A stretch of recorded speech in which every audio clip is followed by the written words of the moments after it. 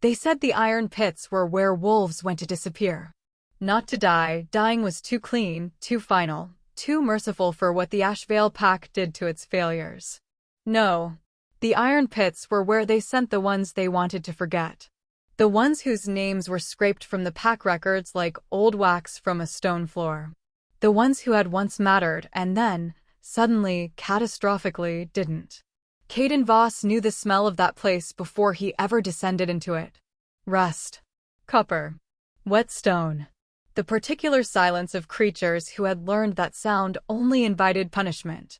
He had known, from the moment the High Council stripped the Alpha mark from his chest, burned it out with iron heated over sacred flame while 43 pack members watched without flinching, that he would end up here eventually. Not as a prisoner.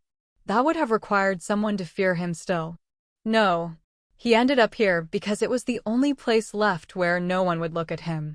The only corner of Ashveil territory where a disgraced Alpha could breathe without someone reminding him, with their eyes, exactly what he had lost. He wasn't supposed to find anything in the iron pits. He wasn't supposed to look. But then, 3 levels below ground, in a cage barely wide enough for a grown man to lie flat, lit by a single oil lantern hanging from a hook so far overhead it barely touched the dark, he heard something. Not a howl. Not a growl. Not the sounds wolves made. A breath. Slow. Deliberate. The kind of breathing you only learn after years of deciding, consciously, moment by moment, that you are going to keep doing it. That you are going to stay.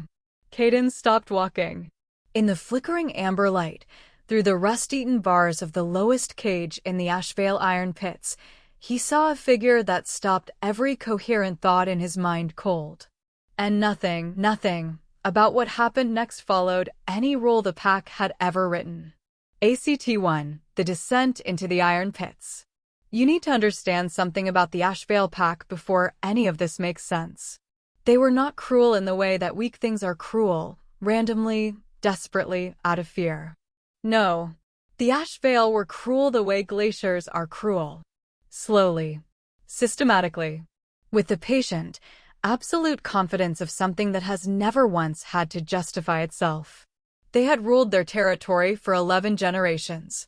11 Alpha bloodlines, each one handing power to the next like a torch, still burning, never questioned.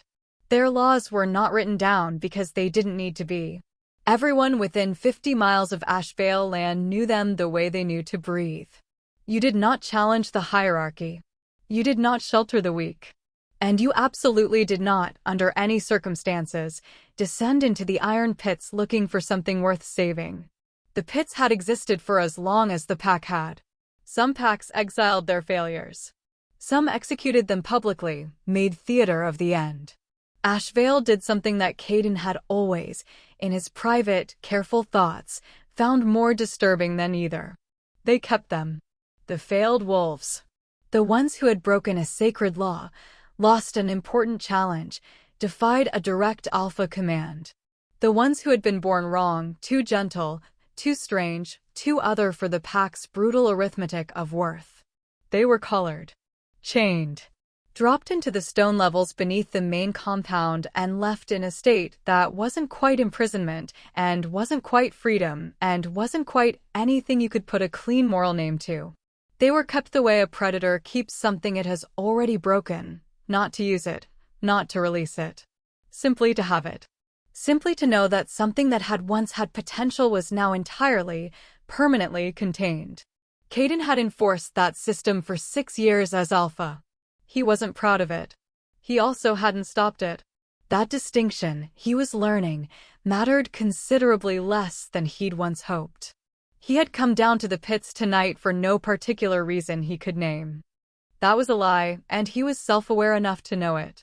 He had come down because the upper compound, the great halls, the training grounds, the meeting chambers where 40 wolves who used to drop their gaze when he entered the room now looked straight through him, had become unbearable. The precise, practiced indifference of pack members who had been instructed not to acknowledge his existence was its own specific torture. Cleaner than chains. More effective. His quarters were a single room in the East Corridor, formerly a storage space, which said everything the High Council wanted to say without saying it. His meals were left outside the door. His name, in all official communication, had been replaced with a designation number. Designation 7. The 7th disgraced Alpha in Ashveil history. So yes, he came down to the pits because he needed to remember that this existed. That whatever he had lost, whatever they had taken from him, the architecture of his suffering had a floor.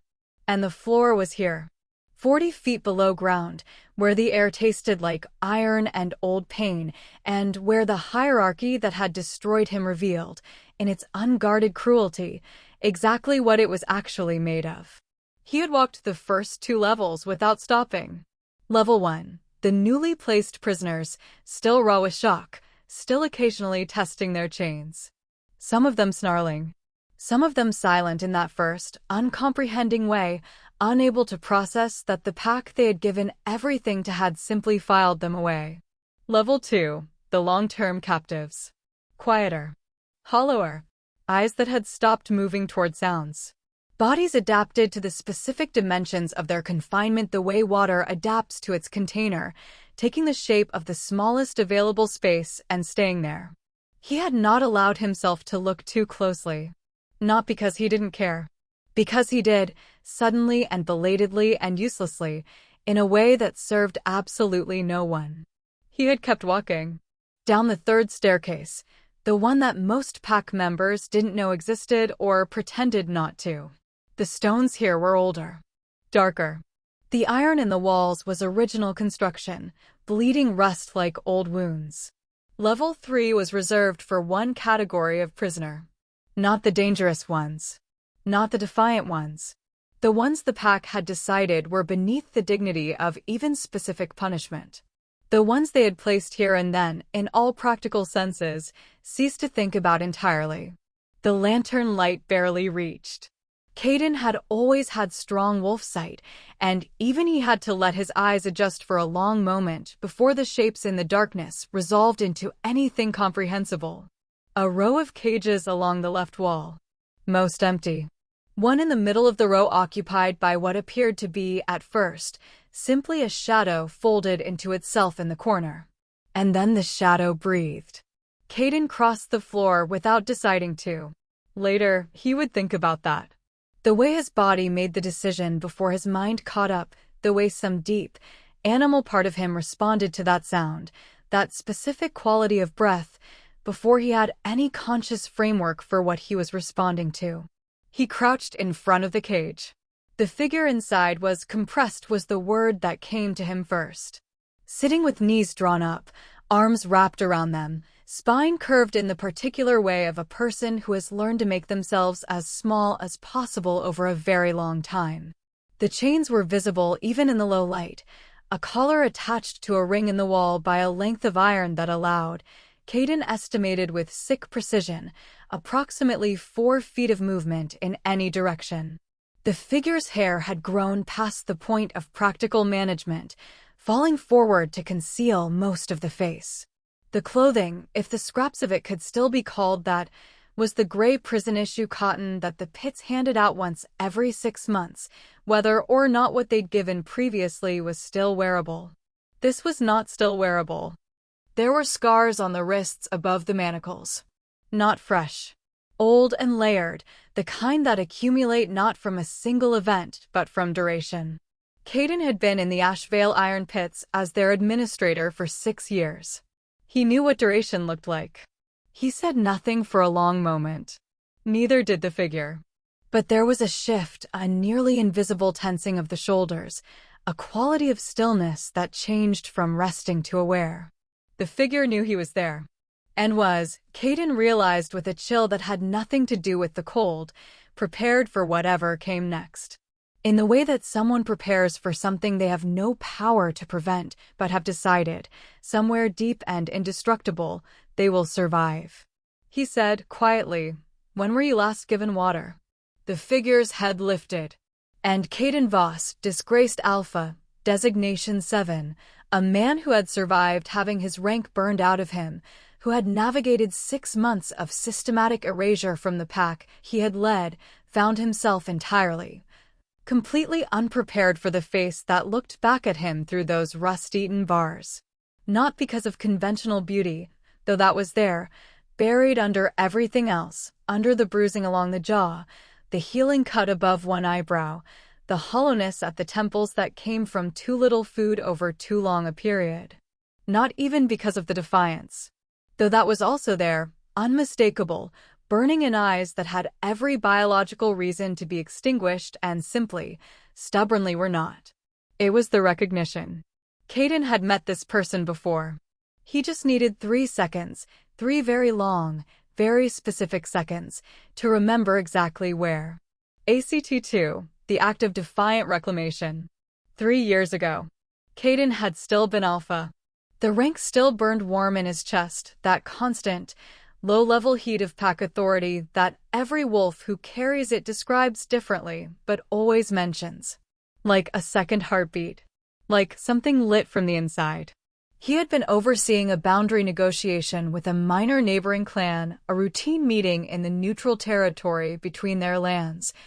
The kind of administrative necessity that Alpha life was largely composed of, and that the songs and stories about Alphas conveniently omitted. And there, in the neutral ground clearing where both parties had assembled their respective delegations, had been a figure at the far edge of the opposing group. Not a negotiator. Not in any senior position. Standing slightly apart from the rest, head slightly bowed in the practiced posture of someone who has learned to project harmlessness as a survival mechanism. But for one moment, one unguarded, probably involuntary moment, that head had come up. Their eyes had met across 40 feet of open space. And Caden had lost his place in the sentence he was speaking. He had recovered. Obviously. He was an Alpha. He'd been trained from adolescence to present an unbroken surface to the world regardless of what was happening beneath it. He'd finished the negotiation. Done his job. Gone home. But he'd thought about that face for months afterward. And then, with everything that had happened, the political maneuvering, the challenge, the tribunal, the branding iron he thought, forgotten. He had not forgotten.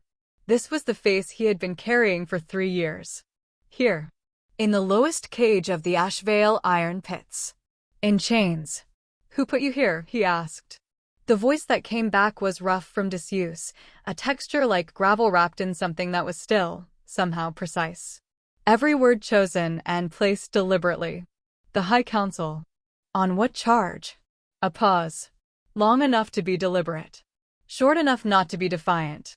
Insufficient submission. The legal language for it was almost funny if you thought about it long enough from far enough away. Insufficient submission. The Ashveil Code's technical term for the category of offense that covered everything from direct Alpha defiance to simply failing to appear broken enough to satisfy whatever enforcer had been watching that day. Caden looked at the color. Looked at the chain length. Looked at the scars on the wrists and the bruising on the jaw and the way the figure was sitting carefully, with a slight lean away from the left side that suggested ribs that hadn't healed straight. "What's your name?" he asked. Another pause. Longer this time. He understood the hesitation. In the pits, your name was one of the only things that was entirely yours. The pack had taken everything else, your rank, your freedom, your ability to shift without permission, your claim on pack territory, your right to be acknowledged in daylight by the people you had once lived alongside. Your name they technically left you. But it was also, in a system designed to strip personhood one layer at a time, the most dangerous thing to offer a stranger. Lyra, the figure said finally. And then, with a careful precision that felt like a door cracking open the smallest possible degree, your Designation 7. Caden. He said his name like an act of reclamation. Like planting a flag. My name is Caden. Something shifted in those eyes. Infinitesimal. But there. He stood up. He looked at the lock on the cage. He looked at the chain on the collar. He looked back up the stairs toward the 2 levels above him and the main compound above that, where the High Council's sentinels were almost certainly doing their nightly rounds, and where every law of pack governance was written in a language that said, clearly and without ambiguity, that what he was about to do was an act of formal insurrection. He thought about what he had left to lose. He did the math. He reached into his coat, removed the ring of override keys that all former Alphas were, through an administrative oversight that the High Council had never bothered correcting, likely because they'd never imagined a scenario in which a disgraced Alpha would use them, and crouched back down in front of the lock. "This is going to make noise," Lyra said, voice absolutely level. "I know. They'll hear it on level 2. Yes. You understand what they'll do when they come down." "I do." A beat. "Why?" Lyra asked. Not frantically. Not desperately. With the careful, calibrated quality of someone collecting information they needed to calculate their next 30 seconds accurately. Caden looked up. Met those eyes through the bars, that exhausted, unquenched, absolutely present gaze. "Because," he said, "I am done enforcing things I should have dismantled 6 years ago." The lock opened. The sound echoed off every stone wall in level 3. And from 2 floors above them, they heard the first set of boots hit the stairs. There were 3 of them. Senior sentinels, the High Council's personal enforcement arm, the wolves who kept the pits running and who enjoyed their work in the particular way of people who had been given permission to enjoy it. Heavy. Fast. Armed with the authority of the pack's full institutional weight, which, in the Ashveil system, functioned as a weapon more effective than anything made of steel. They reached level 3 in under 40 seconds. They found Caden Voss standing in front of an open cage with a broken lock at his feet and a freed prisoner standing slightly behind his left shoulder, still in the collar, chain now severed from the wall ring, but standing upright. Head up. The lead sentinel's name was Gregor. Caden had promoted him himself 3 years before the tribunal. He was large in the way that pack enforcers often were, not just physically but spatially, occupying more psychological space than his body technically required. A skill cultivated deliberately over years of being the largest thing in rooms where that mattered. He looked at the open cage, looked at the severed chain, looked at Lyra, who looked back at him with an expression of extraordinary, terrible calm. Then he looked at Caden. Designation 7. His voice was the administrative voice, flat, institutional, designed to communicate that you were being processed rather than spoken to. "Step away from the prisoner." "No," said Caden. The word landed in the silence of level 3 with a weight entirely disproportionate to its 2 letters. Because it was not just no. Pack wolves developed, through years of living within a dominance hierarchy, an acute sensitivity to the quality of communication, the undertones, the register, the frequency beneath the frequency. Every wolf in that room heard the same thing in that single syllable. This is not a negotiation. This is not a protest. This is a claim. Gregor's eyes went sharp. "You don't have the authority." "I have the override keys," Caden said, "which your administration never revoked. Check your own records."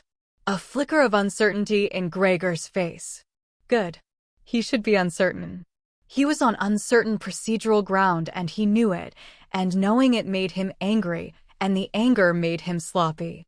"The prisoner is pack property under subsection 9.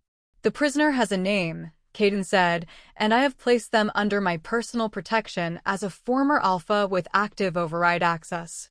Challenge me and you're in violation of Council Charter Article 4, which explicitly prohibits interference with a former Alpha's use of granted administrative privilege." He paused. "Do you want to explain to the High Council why you violated Charter Article 4, Gregor? Or would you like to go wake them up right now and let me explain it directly?"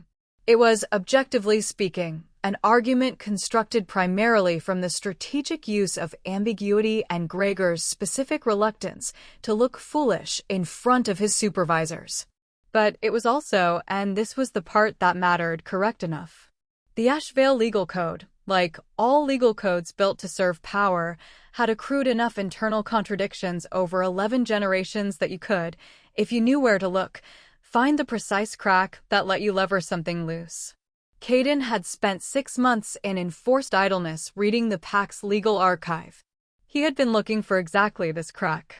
Gregor held the standoff for a long, assessing moment. His two subordinates looked at each other. Looked at Caden. Looked at Lyra, still standing behind Caden's shoulder, still absolutely still, watching the confrontation with those exhausted, unquenchable eyes. Then Gregor stepped back. Not all the way. Not a concession. But back.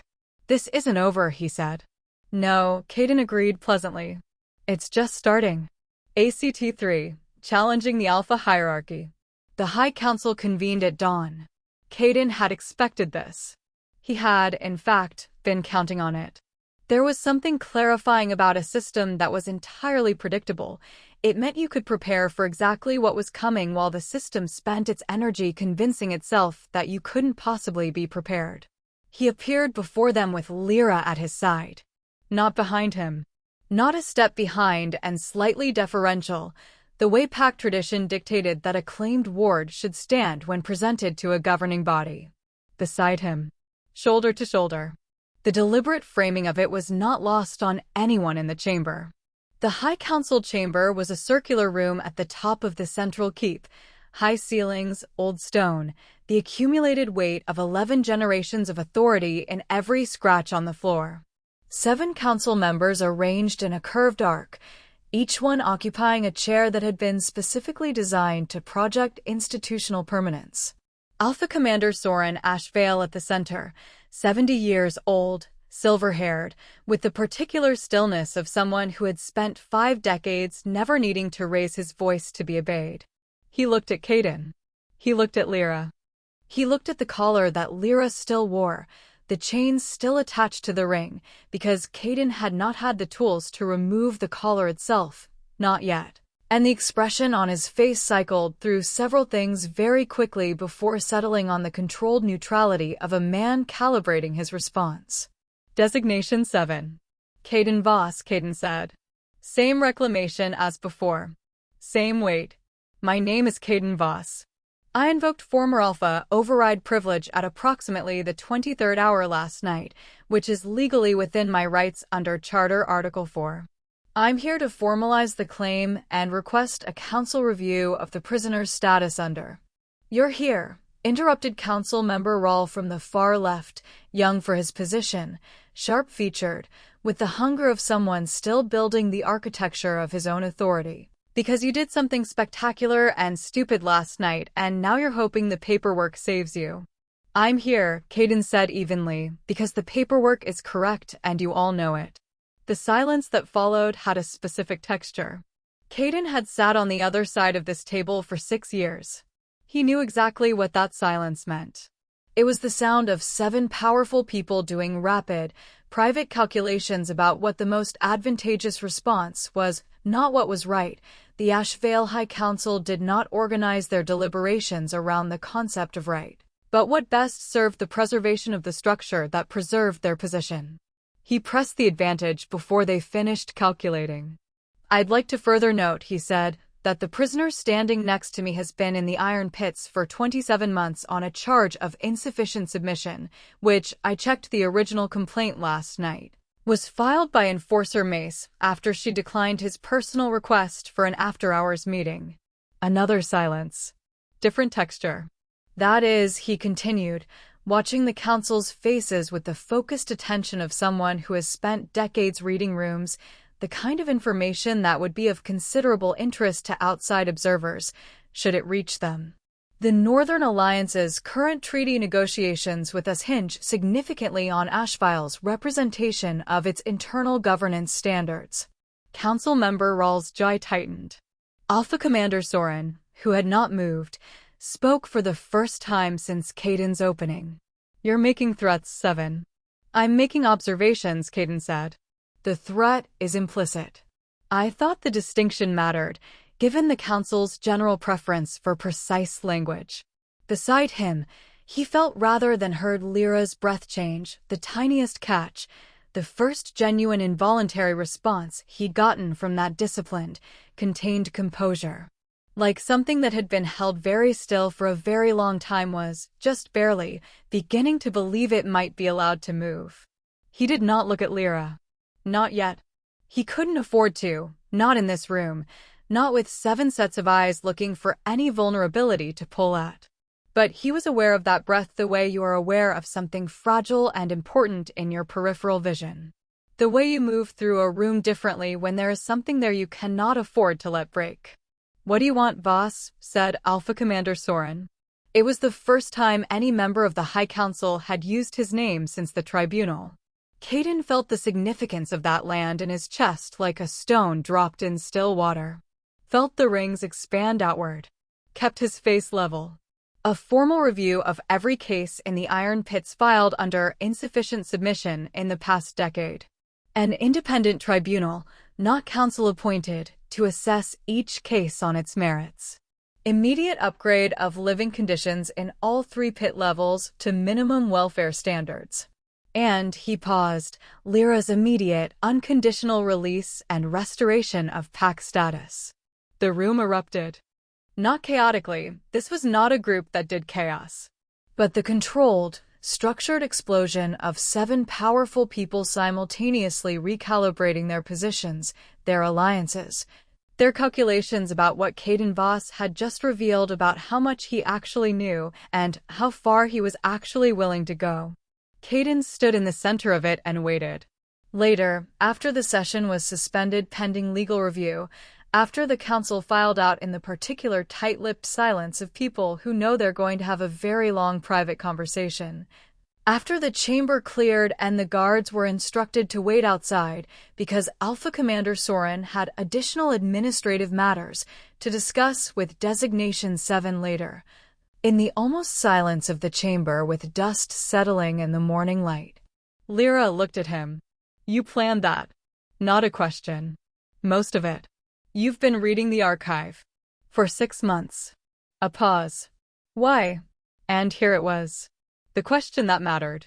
The one he had been asking himself since approximately minute 2 of standing in front of that cage last night, when he'd been honest with himself, actually, genuinely honest, the kind of honesty that is only available in the dark when no one is watching. About why. "Because I was the Alpha," he said, "and this was my pack, and I enforced every law that put every person in that pit, and I did it because it was the system, and the system was what I knew, and the system had always rewarded me for being good at it." He paused. "Until it didn't. And then I had 6 months in a storage room to think about what I'd actually been doing." Lyra said nothing for a moment.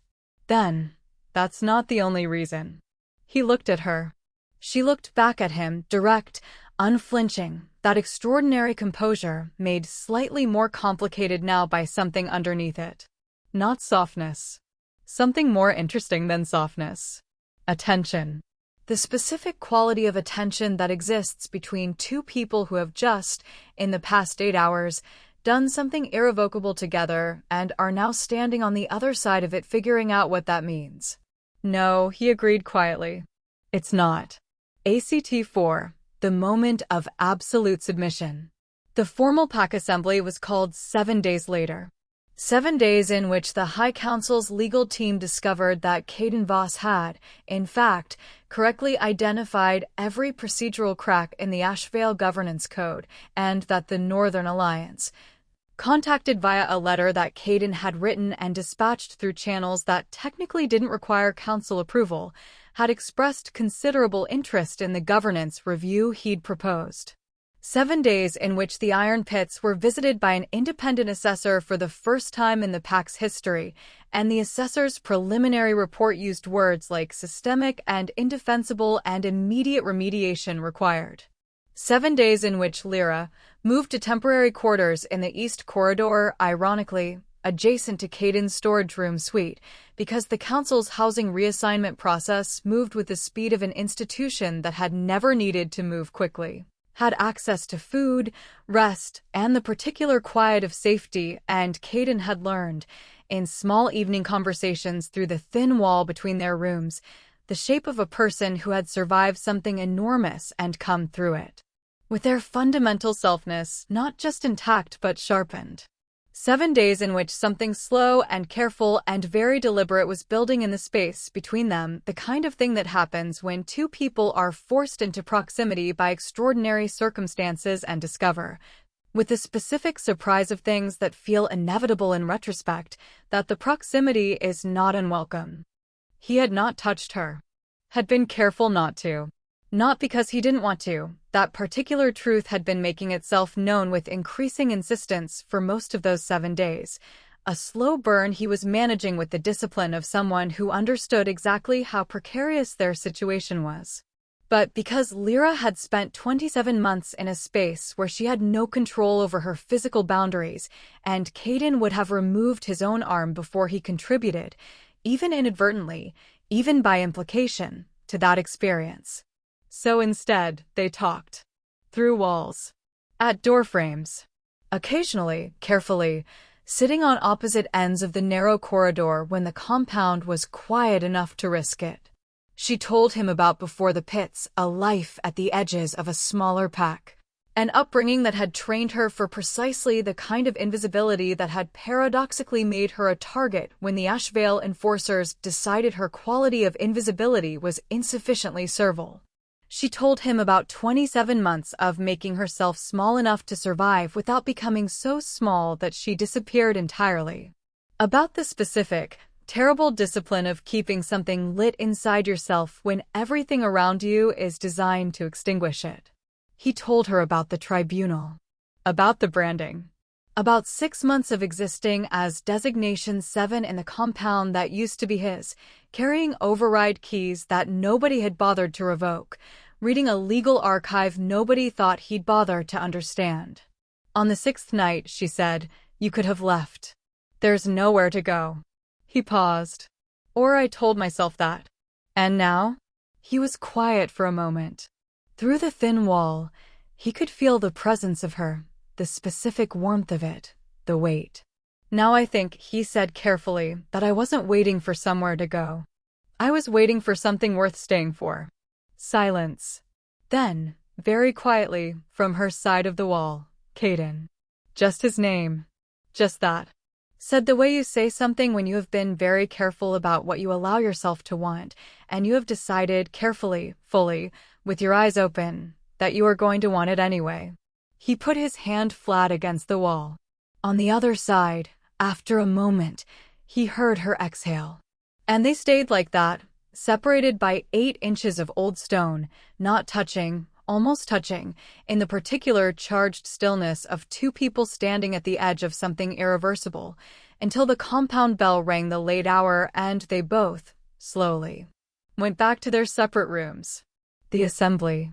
The entire Ashveil Pack gathered in the central courtyard. This was traditional. Major governance announcements were made publicly. The pack assembled in order of rank, the hierarchy visible in physical space the way it was maintained in every other dimension of pack life. Alpha Commander Soren stood at the head. The council flanked him. The senior enforcers, including Gregor, who had been the first to descend those stairs 7 days ago, occupied the front row. Caden stood to the side. Not integrated into the assembly's rank order, not present as an official anything. Technically, he was there as a petitioner, which was the only category the current governance structure offered him. Lyra stood beside him. She was wearing pack clothing, actual pack clothing, not pit issue gray, for the first time in 27 months. She had removed the collar that morning, with the help of the assessor's metalworker, and the absence of it was visible in the way she held her neck. Not fully adjusted to it yet. Still slightly braced, some part of her still expecting the weight and the restriction. Learning, moment by moment, that they weren't there anymore. She had tied her hair back. Her jaw was still slightly bruised along one side.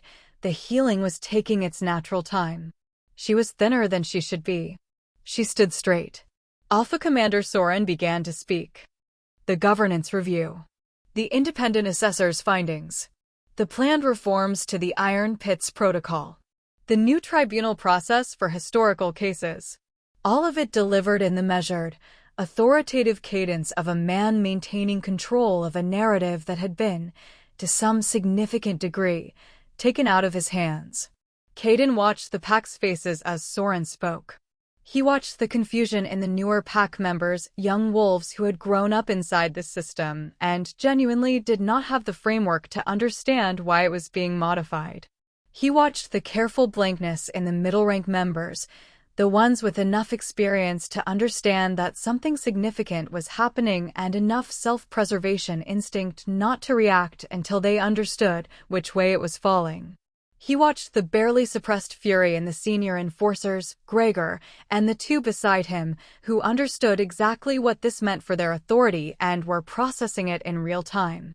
And then Alpha Commander Soren said, in recognition of the legitimate exercise of former Alpha administrative privilege and in acknowledgement of the governance concerns raised through proper channels, this council formally recognizes Caden Voss's standing as a petitioner with full legal agency. And furthermore, said Council Member Haven, the oldest council member, the one who had been silent through all 7 days of deliberations, but who had, Caden knew from careful information gathering, been the deciding vote in multiple critical decisions. We move that prisoner L7's designation be struck from the record and her full pack status be restored, retroactive to the date of her original intake. The silence that followed was absolute. Restored pack status was not, in Ashveil law, a common occurrence. It had happened 4 times in 11 generations. It required a council majority vote and Alpha Commander approval.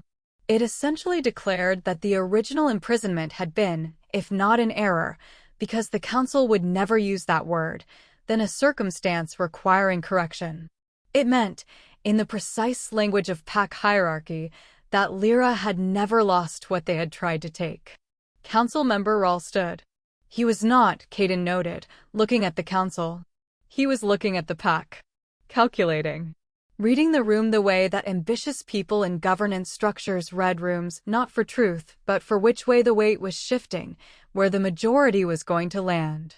And then Rahl did something that Caden had not predicted. He bowed. Not to the council. Not to Soren. To Lyra. It was small, a slight forward inclination of the head, the pack's gesture of formal acknowledgement to a recognized member.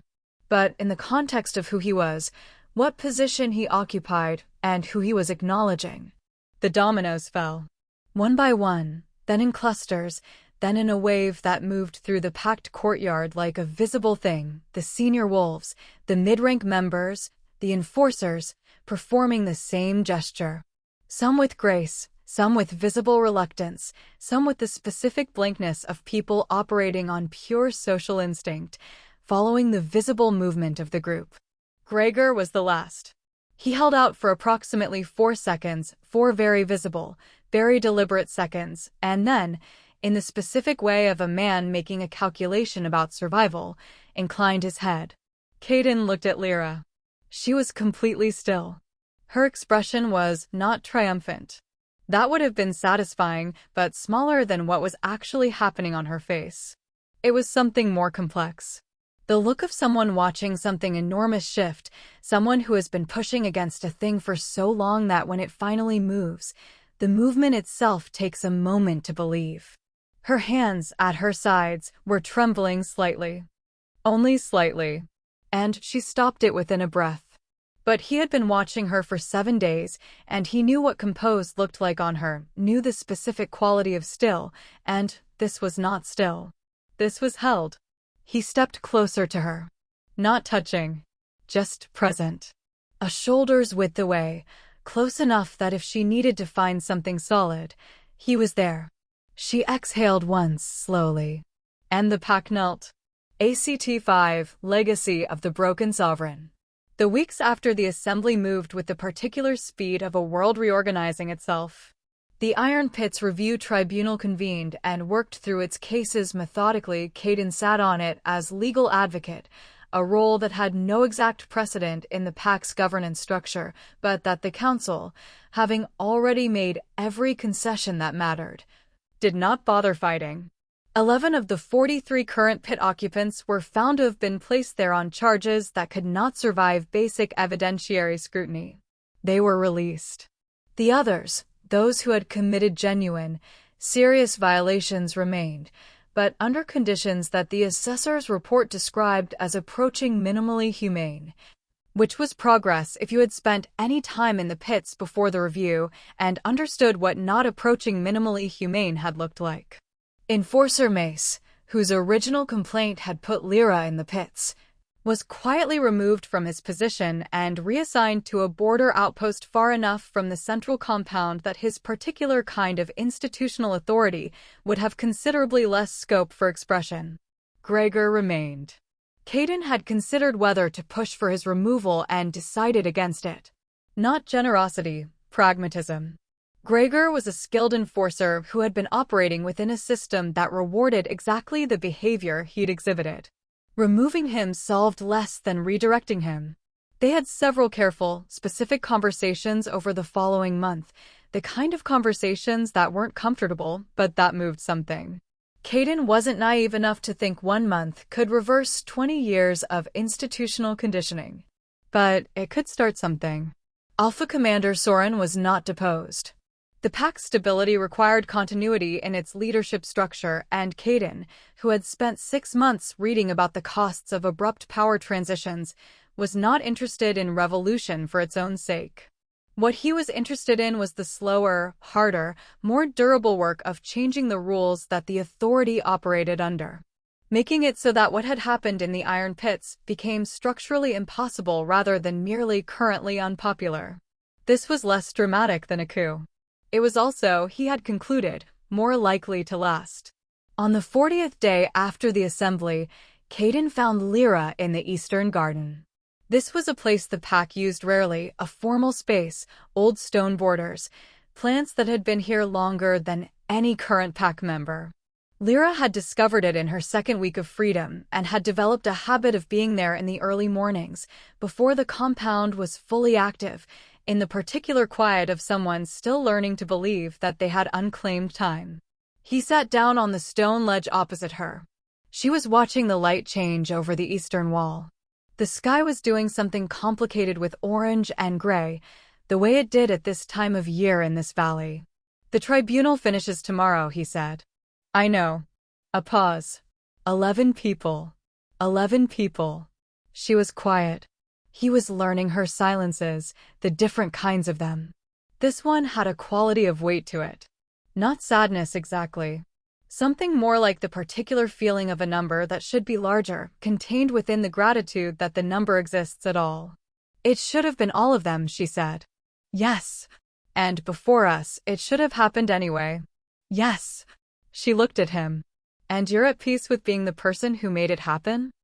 "I'm at peace with being the person who could make it happen," he said carefully, "which is different. I had access and knowledge and legal standing that others didn't. I used what I had. That's not virtue. That's just using what's available. Most people don't. Most people haven't had 6 months in a storage room reconsidering every choice they've made since adolescence." She almost smiled. Almost. The slight warming at the corners of her eyes that he had identified, over 40 days of careful observation, as the preliminary motion to a smile that she was still slightly out of practice with. He found this, specifically this, unreasonably important to him. The gradual return of something that had been pushed under. He had not touched her. He was aware of this.